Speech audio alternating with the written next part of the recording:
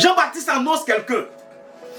Mais quand il parle de ce Jésus, les gens ne réalisent pas que c'est de cette personne-là qu'il parlait quand il a dit que le royaume de Dieu est proche. Il dit, voici le Fils de Dieu. Voici l'agneau de Dieu qui enlève le péché du monde. Ils n'ont pas compris qui est l'agneau.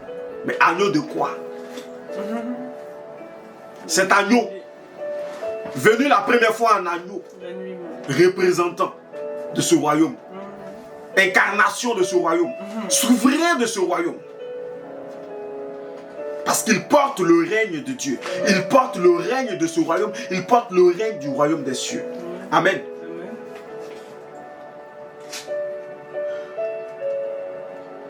Et si vous remarquez bien, l'une des caractéristiques majeures de ce royaume des cieux, c'est qu'il a un message propre à lui.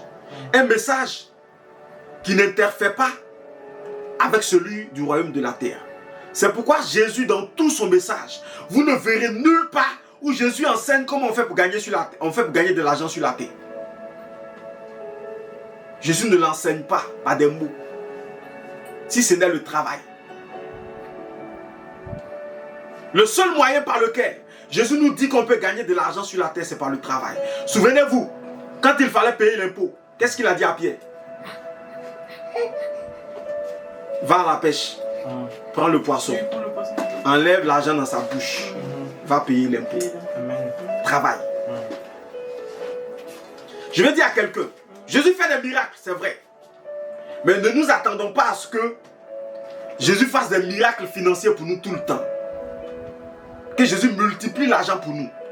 C'est pas ça le fondement de son royaume. C'est pas ça le message qu'il est venu t'apporter. Il t'a enseigné que tant que tu te trouves sur la terre, qui a ses propres principes, pour gagner de l'argent, il faut travailler. Lui, il bénira l'ouvrage de tes mains. Il bénira ce que tu fais. C'est en cela que tu connaîtras la prospérité. Mais il ne faudrait pas que tu cherches des moyens extraordinaires, extraterrestres, si je peux le dire, pour obtenir la richesse sur la terre. Parce que la richesse qu'il te promène n'est pas ici. Sa richesse est bien au-delà d'ici et bien au-dessus de celle d'ici.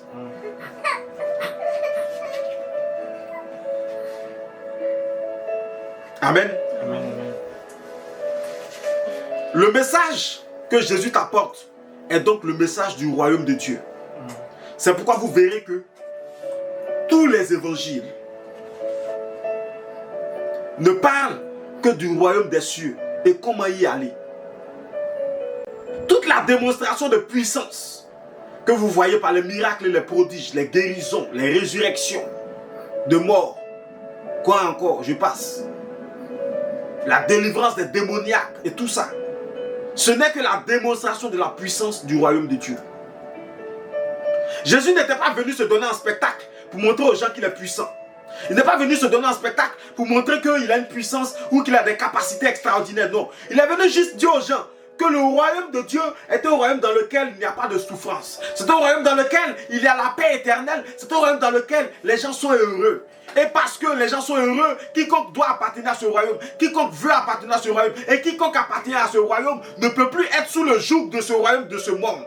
En ce moment-là, tout ce qu'il a acquis, ou tout ce qu'il a reçu, pas acquis, mais tout ce qu'il a reçu comme coup, comme blessure, comme souffrance, comme quoi encore,